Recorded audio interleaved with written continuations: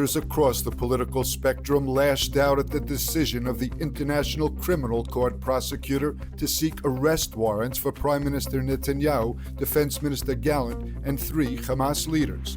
Prosecutor Karim Khan's announcement accuses both Israeli leaders and Hamas leaders of extermination and says the Israeli crimes are continuing until this day. Prime Minister Netanyahu called the decision absurd and the equivalency to Hamas shameful.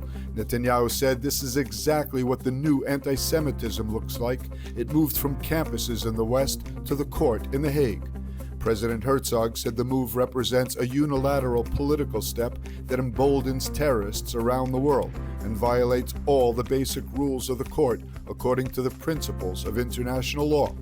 U.S. President Biden termed the ICC indictments outrageous. Whatever this prosecutor might imply, said Biden, there is no equivalence between Israel and Hamas, adding that the U.S. will always stand with Israel against threats to its security. Day 228 of the war in Gaza, the IDF is advancing in Rafah and now controls half the Philadelphia corridor along the Egyptian border. Officials say that some 950,000 Gazans have evacuated from Rafah to safe designated zones as instructed by the army. About 2 weeks after the start of the Rafah operation, forces are deepening their engagement, and the Commando Brigade has begun operating in the Brazil neighborhood on the outskirts of the city, the westernmost point reached so far by IDF forces. The Army says that the Rafah operation will continue for weeks and will proceed slowly and deliberately due to the operation's complexity and sensitivities with the United States and Egypt.